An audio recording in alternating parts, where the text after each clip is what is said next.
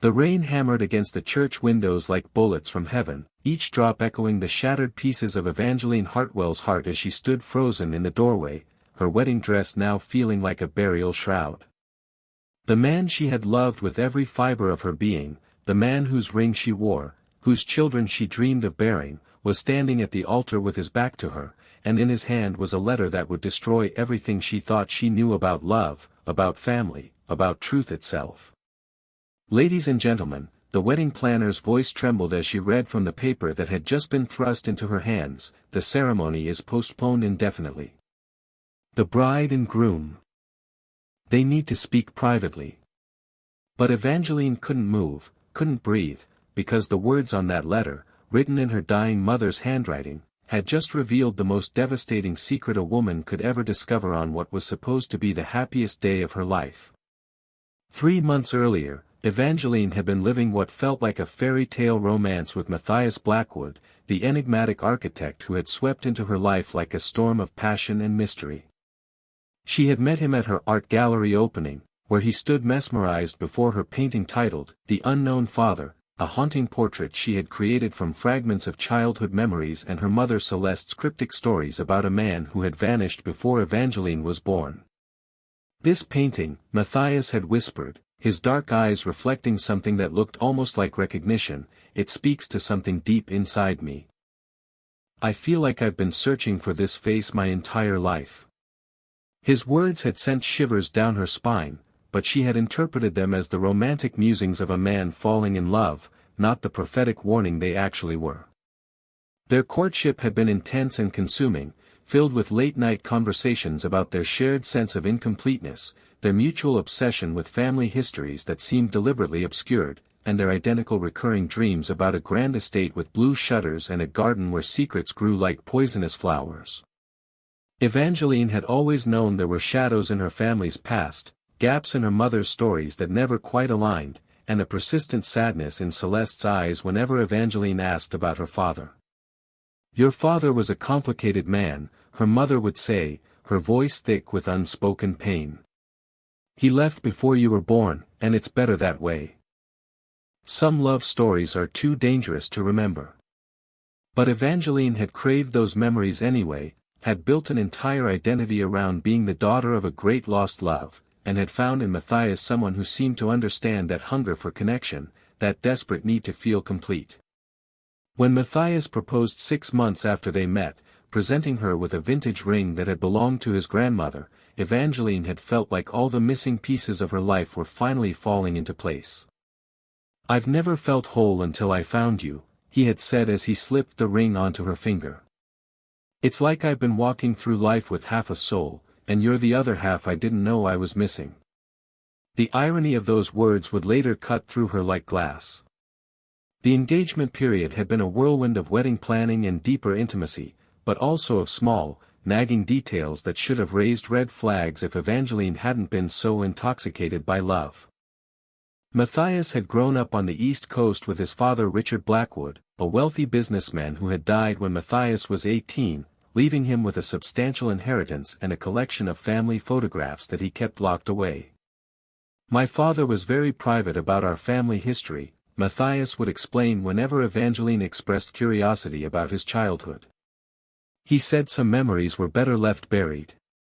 When Evangeline pressed him to meet any other family members, Matthias would grow distant and change the subject. "I'm an only child, and my father's family disowned him years ago over some business scandal. You're all the family I need now." The parallel between their mysterious family situations had felt romantic at the time, like they were two orphan souls finding shelter in each other, but now Evangeline realized it had been something far more sinister. 2 weeks before the wedding, Evangeline's mother Celeste had fallen gravely ill with a sudden, aggressive cancer that seemed to consume her with supernatural speed. In her final days, as Evangeline sat by her bedside in the sterile hospital room, Celeste had grown agitated and begun rambling about secrets that needed to be told, debts that needed to be paid, and a terrible mistake she had made 28 years ago.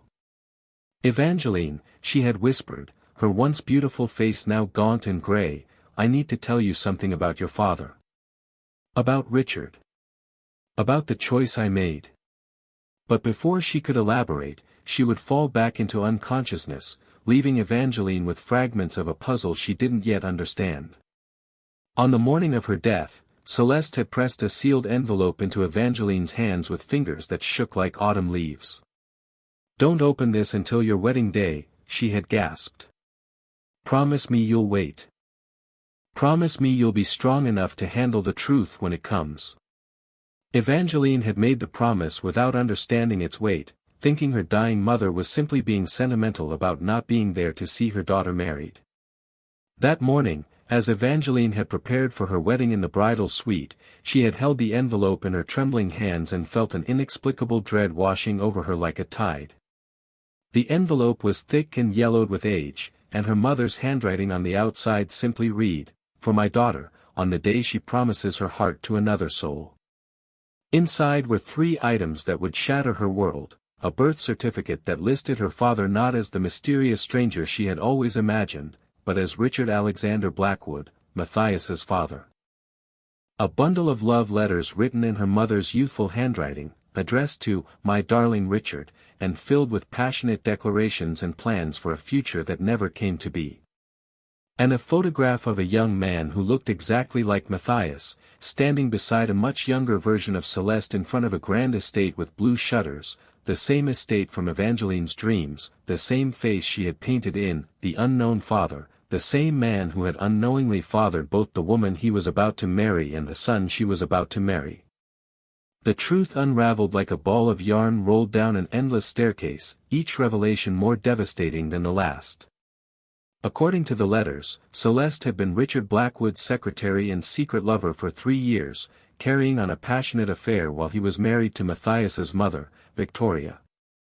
When Celeste discovered she was pregnant with Evangeline, she had begged Richard to leave his wife and legitimize their relationship, but Richard had refused, choosing his social standing and his legitimate family over the woman who carried his child.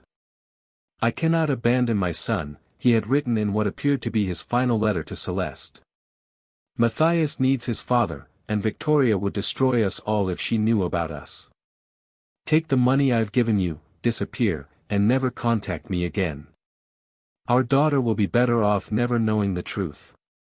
Celeste had honored that cruel request, vanishing from Richard's life and raising Evangeline as a single mother, weaving elaborate lies about a father who had died tragically rather than admitting she had been abandoned by a married man who chose his other family over them.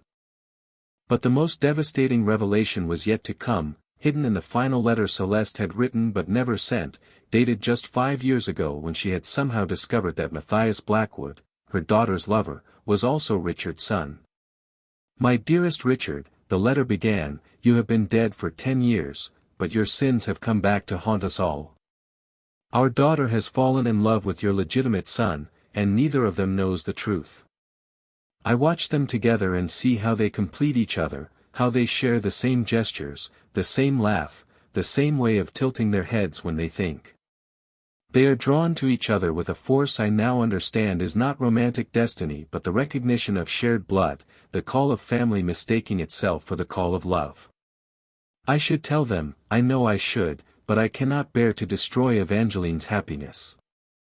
She has suffered enough for my choices, and she loves this young man with a purity that breaks my heart. I am a coward, Richard, just as you were a coward. I will carry this secret to my grave and let fate decide whether love or truth should prevail." Standing in that church doorway, still wearing her wedding dress but feeling more naked and exposed than she ever had in her life, Evangeline watched as Matthias slowly turned to face her, his eyes already filled with the terrible knowledge that had been shared with him.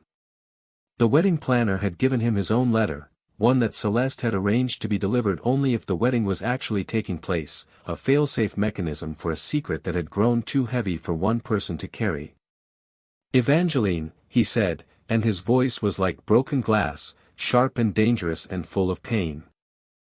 "We need to talk." She couldn't speak, could barely nod, as they walked together out of the church and into the garden where they had planned to take their wedding photographs, where instead they would say goodbye to everything they thought they knew about love and family and destiny. The rain had stopped, but the sky remained dark and threatening, as if nature itself was holding its breath for the conversation that was about to unfold. Did you know? Matthias asked, his hands shaking as he held the letter that had destroyed their future. Did you have any idea that we... He couldn't finish the sentence, couldn't say the words that would make it real. Evangeline shook her head, tears streaming down her face and mixing with the raindrops that still clung to her wedding veil. I thought my father was dead, she whispered. I thought he was some romantic figure who died before I was born. I never imagined. How could I have imagined this? They sat together on a stone bench, two people who had been lovers just hours before and were now discovering they were family, siblings who had been denied the chance to know each other as children and had instead found each other as adults in the most devastating way possible. The dreams, Matthias said suddenly, his voice hollow with realization. The dreams about the blue-shuttered house. That was our father's estate. I lived there until I was 10, before he moved us to the city. You were dreaming about your father's home, a place you had never seen but somehow remembered in your blood. Evangeline nodded, understanding now why she had always felt drawn to certain places, certain faces, certain melodies that seemed familiar despite being encountered for the first time. The next few hours passed in a blur of painful revelations and shattered assumptions. They drove to Matthias's apartment and looked through the family photographs he had kept hidden, finding image after image of their father with Matthias and his mother, a complete family that had been built on the foundation of another family's destruction. Look at this, Matthias said, pulling out a photograph of himself at age 5, standing beside Richard in the garden of the blue-shuttered estate. And look at this. He handed her a mirror, and Evangeline saw the resemblance immediately, the same dark hair, the same intense eyes, the same stubborn chin that she had inherited from the father she had never known. They were unmistakably siblings, sharing not just a father but a startling physical similarity that should have been a clue but had instead been interpreted as the kind of compatibility that lovers sometimes develop. We have to tell people, Evangeline said, though the words felt like poison in her mouth. We have to cancel everything, explain somehow. But how could they explain? How could they tell their friends and family that their great love story had been built on the most devastating lie imaginable? In the weeks that followed, Evangeline felt as if she was living in the aftermath of a nuclear explosion, where everything familiar had been vaporized and she was left to navigate a landscape of emotional fallout. The wedding was quietly cancelled, with vague explanations about family circumstances and needing more time. Friends and relatives pressed for details, but Evangeline found herself protecting the secret even as it destroyed her, unable to bear the thought of their pity or their horror. She moved out of the apartment she had shared with Matthias and into a small studio across town, but she couldn't escape the memories that seemed to follow her everywhere. Every love song on the radio became a mockery, every romantic movie a reminder of her naivety, every couple holding hands a symbol of the normal love that would always be denied to her. She threw herself into her art, painting canvas after canvas of fractured faces and broken hearts, but even her creativity felt poisoned by the knowledge that her most passionate relationship had been built on a foundation of lies and biological impossibility. Matthias had retreated into his work as well, taking on increasingly complex architectural projects that kept him busy from dawn until well past midnight. They spoke occasionally, awkward phone calls where they tried to navigate their new relationship as siblings while mourning the loss of their romantic connection. I keep forgetting, Matthias confessed during one particularly painful conversation. I'll see something beautiful or funny and my first instinct is to call you, to share it with you the way I always did. Then I remember that we can't be that to each other anymore, and it feels like losing you all over again. Evangeline understood completely, because she was experiencing the same constant process of remembering and forgetting, loving and grieving, wanting to reach out and forcing herself to maintain distance. They were orphans who had found each other, only to discover they had been orphans together all along, separated by their parents' choices and brought together by fate's cruel sense of humor. The anger came in waves, sometimes directed at their parents for the lies and abandonment, sometimes at themselves for not seeing the signs, sometimes at the universe itself for allowing such a devastating coincidence to unfold. Evangeline found herself researching their father obsessively, trying to understand the man who had shaped both their lives through his presence in Matthias's world and his absence in hers. Richard Blackwood had been a successful businessman, a pillar of the community, a devoted father and husband, at least on the surface. But the letters revealed a different man, one capable of great passion and terrible betrayal, someone who had chosen comfort over love and respectability over responsibility. He was a coward, Evangeline said to Matthias during one of their careful meetings, coffee dates where they tried to build a sibling relationship from the ruins of their romantic one. He could have left his wife, could have been a father to both of us.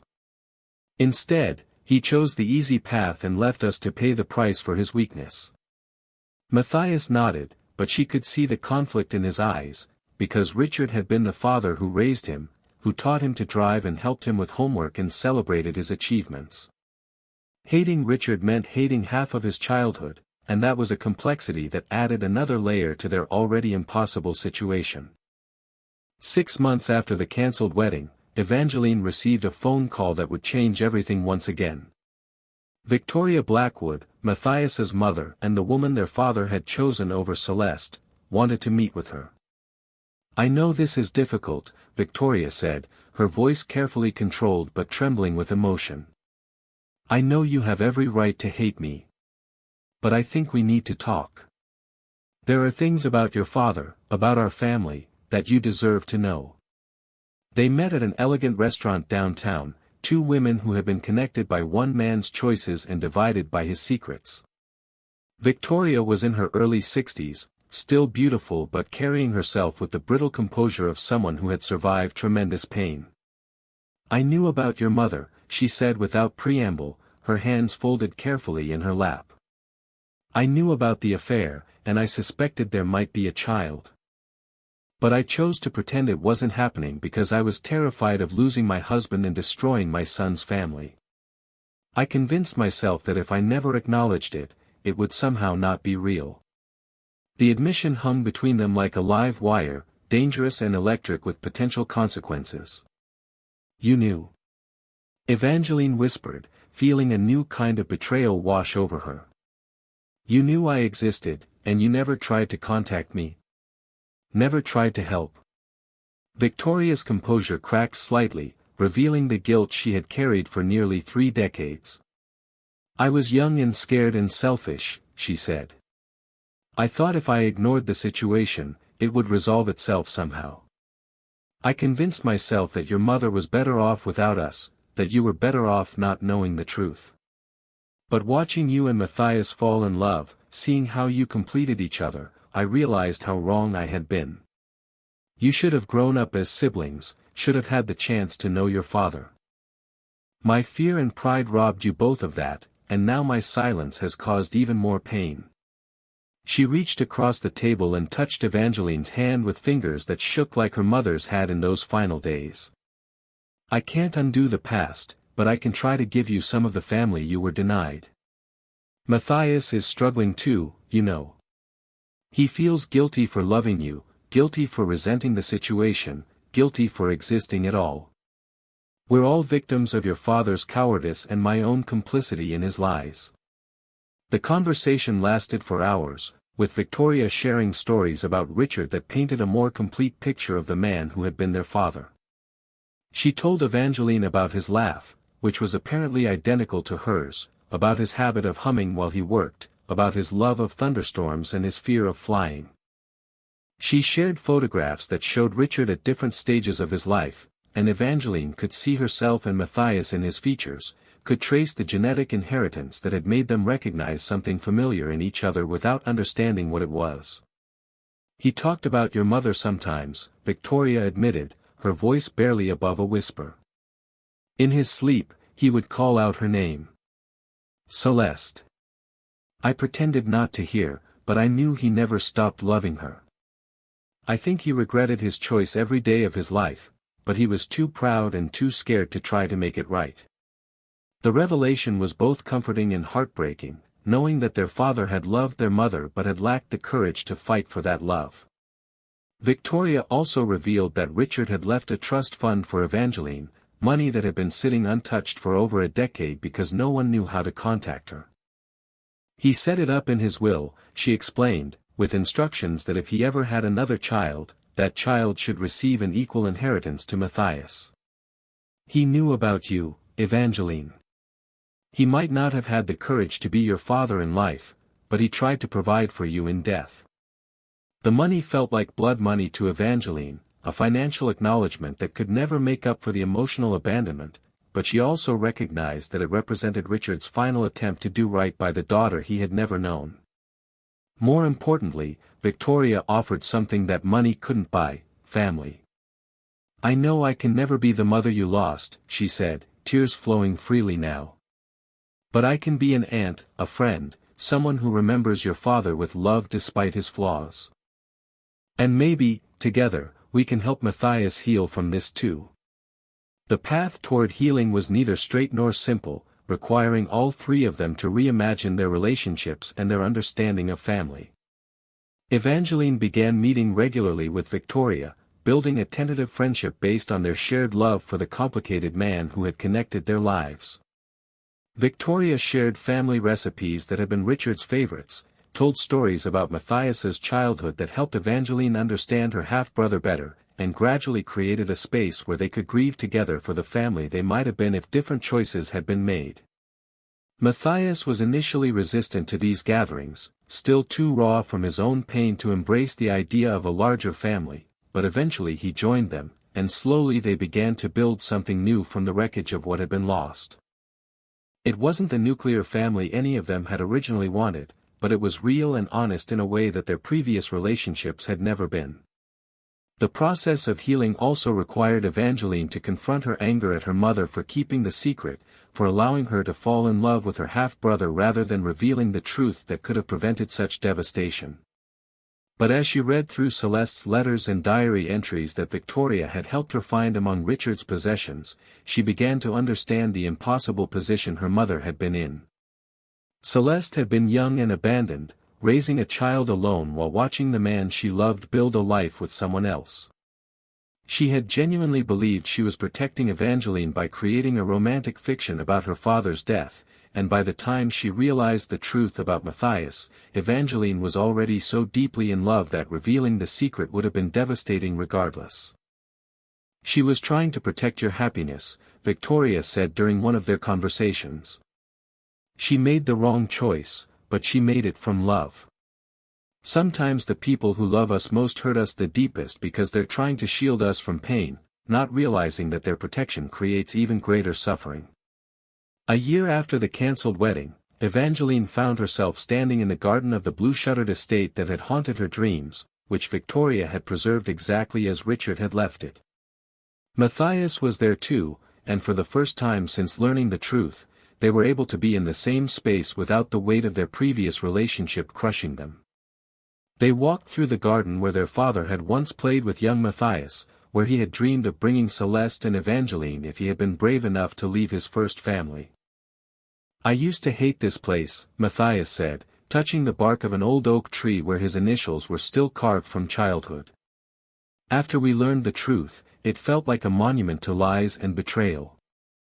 But now I think maybe it's something else. Maybe it's proof that love existed here, even if it was complicated and flawed. Our father loved our mothers in his own inadequate way, and that love created us. We might have come together wrong, but we came together. Maybe that means something." Evangeline nodded, understanding what he meant. Their story was tragic, but it was also proof of the power of connection, of the way blood calls to blood across years and lies and impossible circumstances. They had found each other despite every obstacle, had recognized something essential in one another that transcended romantic love and touched something deeper and more primal. They were family, siblings who had been denied the chance to grow up together but who could still choose to be family now, in whatever form that might take. "I think our father would be proud of us," she said, surprising herself with the realization that she no longer hated Richard completely. "We're doing what he couldn't do. We're choosing love over fear, truth over comfort. We're building the family he was too coward to create." Matthias smiled, the first genuine smile she had seen from him in months, and she realized that healing was possible, that their story didn't have to end in destruction and despair. 2 years after the truth was revealed, Evangeline opened a new art exhibition titled The Known Father, featuring portraits of Richard based on photographs and stories, but also paintings of Victoria and Matthias and even herself, exploring themes of family and forgiveness and the complex ways that love can manifest in broken systems. Matthias designed the gallery space, creating an environment that felt both intimate and expansive, where visitors could experience the emotional journey of discovery and acceptance that had defined their healing process. Victoria attended the opening, bringing with her other relatives who had been kept away by Richard's secrecy, extended family who welcomed Evangeline with warmth and curiosity rather than judgment. The exhibition was reviewed in the local paper as a profound meditation on the nature of family and the possibility of redemption, and Evangeline found herself finally able to tell her story publicly, to transform her private pain into something that might help others facing their own family complications. At the exhibition opening, Evangeline gave a speech that would later be shared thousands of times on social media, becoming an inspiration for people dealing with family secrets and complicated love. Love, she said, standing before the painting of her father that had started everything, is not always simple or pure or socially acceptable. Sometimes love leads us into situations that seem impossible, that challenge everything we think we know about right and wrong, about family and romance, about truth and lies. But I've learned that the measure of love is not its perfection but its capacity to transform us, to make us more honest and brave and compassionate than we were before. My brother and I loved each other in a way that was impossible to sustain, but that love led us to a deeper understanding of family and forgiveness. It led us to find our real father, our real family, our real selves. Sometimes the greatest love stories are not about romantic endings but about the courage to choose truth over comfort, connection over convention, healing over hatred. Sometimes love's greatest gift is not possession but release, not holding on but letting go into something larger and more meaningful than what we originally thought we wanted. The speech caught the attention of a documentary filmmaker who approached Evangeline about telling her story on film, and after much consideration, she agreed, with the condition that any profits would go towards supporting other families dealing with similar revelations and complications. The documentary, titled Blood and Chosen, A Story of Impossible Love, premiered at several film festivals and eventually aired on national television, reaching millions of people who found hope and inspiration in Evangeline's journey from devastation to acceptance.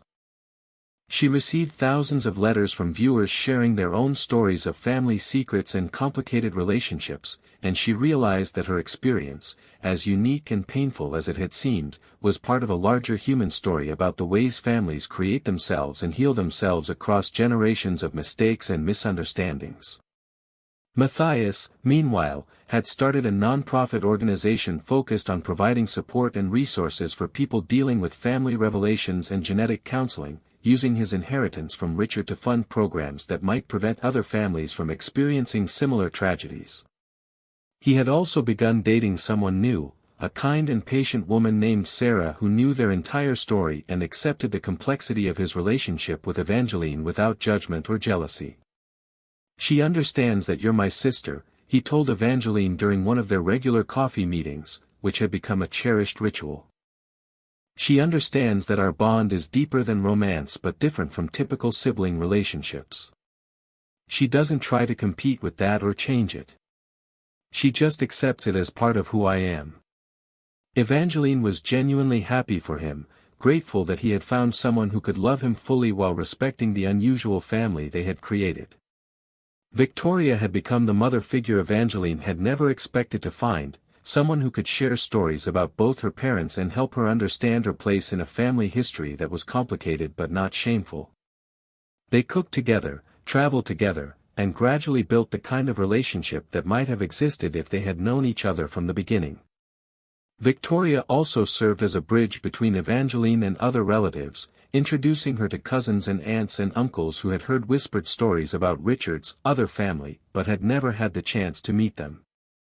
These relationships didn't replace what had been lost, but they added richness and depth to Evangeline's life, giving her a sense of belonging that she had craved since childhood.